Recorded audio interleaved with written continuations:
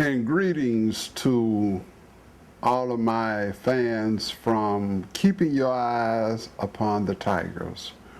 Leroy and I got together yesterday since the weekend is coming up, and this week, well, since this weekend is here really, and tomorrow is Memorial Day, we decided that since I'm a veteran, that we would do something just pertaining to Memorial Day and to just let y'all know, say hello from Keeping Your Eyes Upon the Tigers. We are looking forward to a great season that's coming up. But you know, what is the real reason for Memorial Day? You know, it says the practice of decorating soldiers' graves with flowers is an ancient custom. You know, it says soldiers' graves were decorated before and during the Civil War. There were a dozen of towns that said that they were the first to celebrate what they called back then was Decoration Day. But it was a claim was made in 1906 that the first Civil War soldier's grave ever decorated was in Worthington, Virginia on June 3rd, 1861, making this the first Memorial Day. But there were many other decorations done, like at Gettysburg, Pennsylvania, and Savannah, Georgia, you know, just to name a few places. But you know, the first widely publicized observation of Memorial Day, it was done during the Civil War, and it was in Charleston, South Carolina, on May 1st, 1865. There were a bunch of Union soldiers that were prisoners of war in Charleston, and they were being held at the Charleston race course. And they had 257 of them to die. And you know, with them being prisoners of war, they didn't worry about burying them with honor or anything. They just harried up and buried them, and they didn't even mark the graves. But you know, that was back then, and it was the black residents of Charleston that organized a May Day ceremony that was covered by the New York Tribune back in those days, and it was a few other newspapers that were there, but it was many northern missionaries that had come down to help the slaves during and after the Civil War, and teachers that were there to help the free men. You know, they cleaned and they landscaped the burial ground. But it was some nearly 10,000 people, mostly free men, which was free slaves, and the school children newly enrolled in the Freeman School. And this was on May 1865. And today this site is known now as Hampton Park. But you know, it was the 89th Congress that adopted a House concurrent resolution, the resolution was 587, which officially recognized that the patriotic tradition of observing Memorial Day, and that it was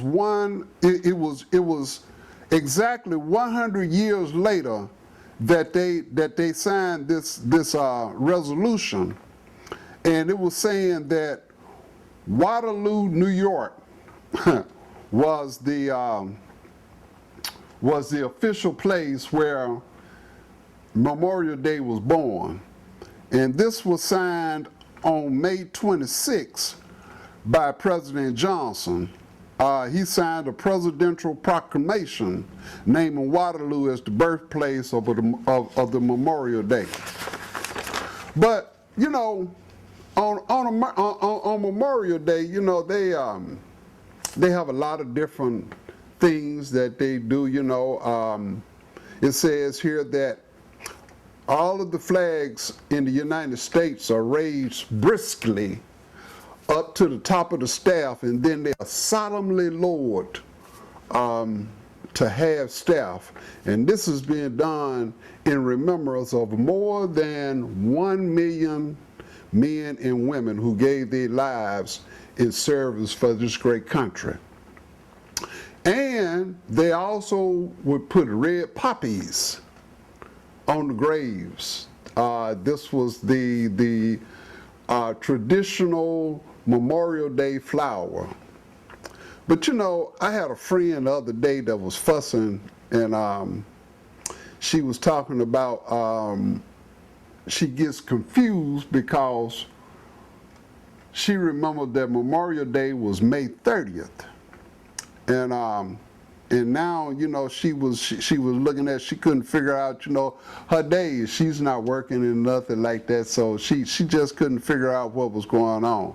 But on June 28th, 1968, Congress passed,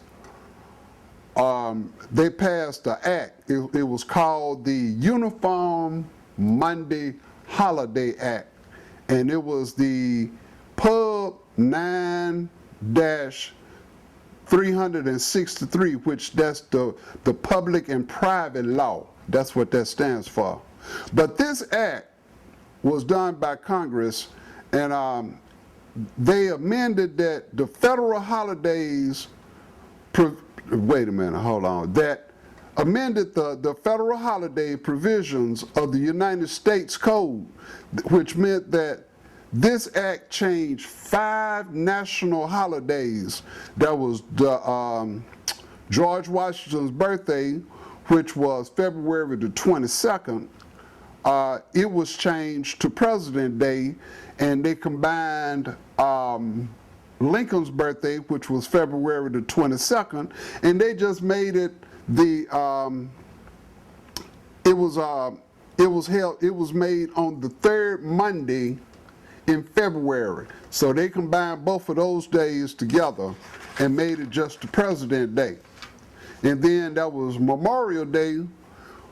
It used to be on May 30th, as I was saying, but they made it the last Monday of May.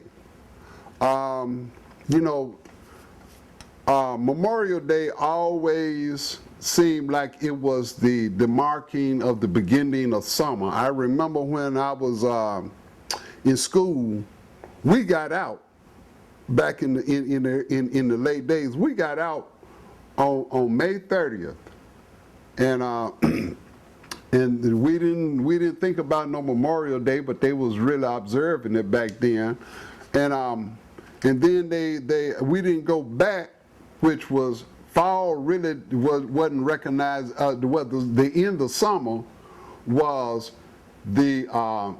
considered when Labor Day came about, and so you know that was the first. That was really around the 3rd or 4th of September. I can't remember then, and then we went to school after that. But they changed it to the first Monday in February. Columbus Day was moved from moved to the 2nd Monday in October, and Veterans Day was moved to the 4th Monday in November, which was formerly November the 11th, which was Veterans Day. And also when Martin Luther King's birthday was recognized, it was marked for the 3rd Monday in January. But you know, a lot of folks, when I was studying this, trying to get my information together, you know, a lot of folks was getting Veterans Day and Memorial Day confused. And the difference is, Memorial Day is for all of the military men and women that lost their lives during the war, or else just being in service.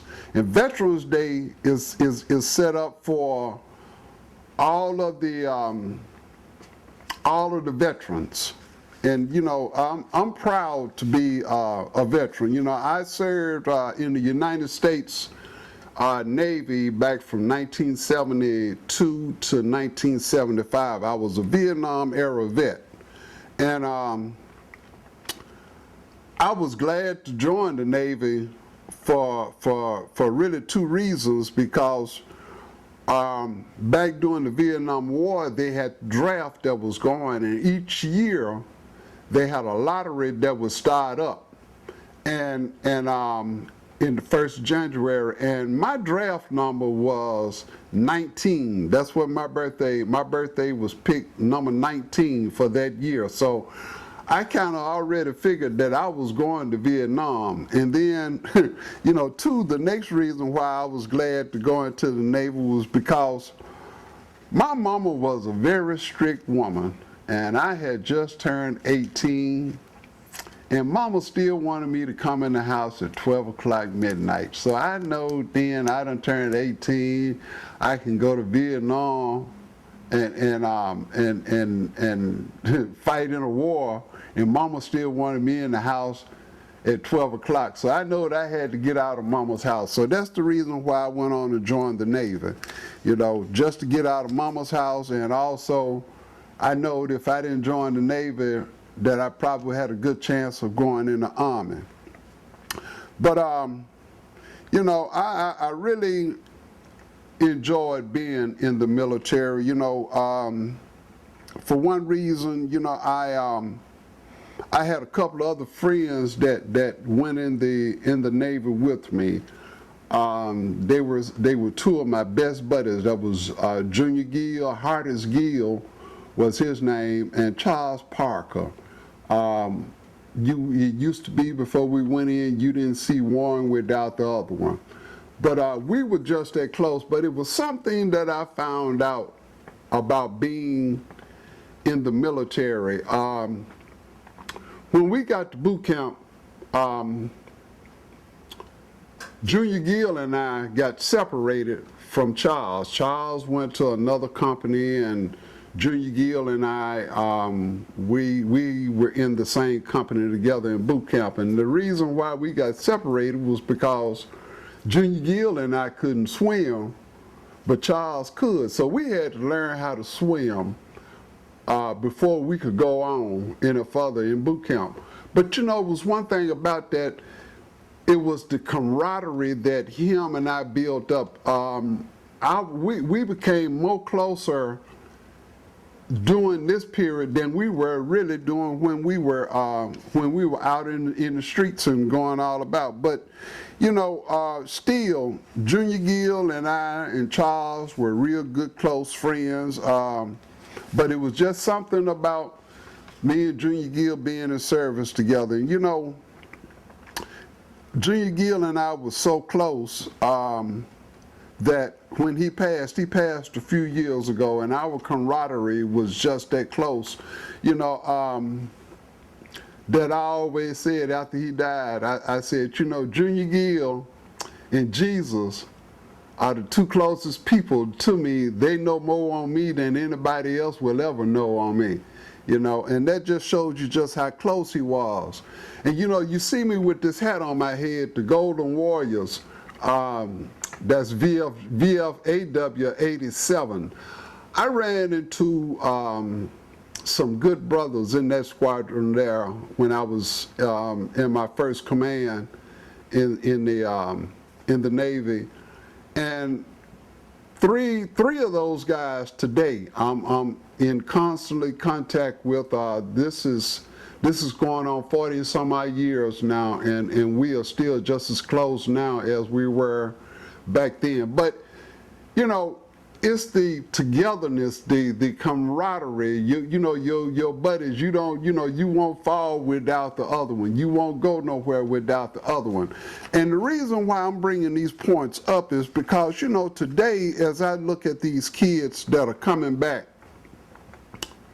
from Afghanistan and Iraq, you know, I look at them and I say, you know, we really need to lift these kids up. You know, we look at it and we say that they've got you know, they're suffering from PTSD and everything. But, you know, it really hurts when you lose a buddy. You know, and to lose not only one buddy, but you lose 2 or 3 buddies, you know. You know, these are guys that you ate with, that you slept with, that you showered with, that you know, like I said, you didn't see one without the other one, you know, and then to lose that individual, you know, these scars come back home with these kids, you know. Yes, we are here, you know, today, this weekend, and tomorrow, which would be Memorial Day. We are, you know, we're celebrating their service, those people being in service, and the jobs that they're done, giving their lives up for this great country. But you know, it's still the scars that are being brought back. You know, you hear a lot of fellows from World War II. You hear a lot of fellows from Vietnam that talks about their buddies that they were united with, you know, how one wouldn't, you know, you wouldn't see one without the other one. So, you know, as we celebrate Memorial Day, let's keep the servicemen and the servicewomen that are coming back from the wars, and the ones that are already here, that are veterans and everything, and the veterans as well that are here from the previous wars. World War I, World War II, the Korean War, the Vietnam War, and all of the conflicts that we have had in between Afghanistan and Iraq. You know, let's keep these service people lifted up. You know, I look at the conflict that's going on now with the VA system, and how a lot of people are saying that, you know, the VA system is really not supporting the veterans, you know, and that's so true, you know. But one thing that we have to look at, you know, the VA system has really been overwhelmed here. When, you know, you were taking care of one set of veterans, and now here it is, you got thousands and thousands and thousands of veterans coming into the system now, and they need to be seen. These kids, you know, I look at them, and as the Bible always said, man will always grow weaker yet wiser as time goes on. And I look at these kids today, they're not the same as I was when I was in service, nor was I the same as the World War II and the Korean War veterans were at that time. You know, but we need to support our veterans. We need to support our troops. It's great to say thank you for your service, but after you say that, what else can you do for a veteran? You know, we need to really get on our representatives, our federal representatives, our congressmen and our senators, and really get them to really step up to the plate to support our veterans. We have a president that really loves his military, and he loves his troops. His wife does too. As a matter of fact, they have worked the whole time that they have been in office. They have worked with the families of our military, you know. So let's support our troops, and let's get on our representatives and make them step up to the plate and do what they need to do for our veterans. But you know, as we are celebrating this Memorial Day, you know, we are proudly honoring those who served and gave their all for this great land, and we salute them. And you know, I just want to say God bless their memories, and God bless the families that stood behind these service members and are still standing behind these service members, and as well, and God bless these United States of America. Let's keep everybody lifted up that's a veteran and that's in the military. And I thank you. Looking forward to keeping your eyes upon the Tigers this fall. See you later. Bye now.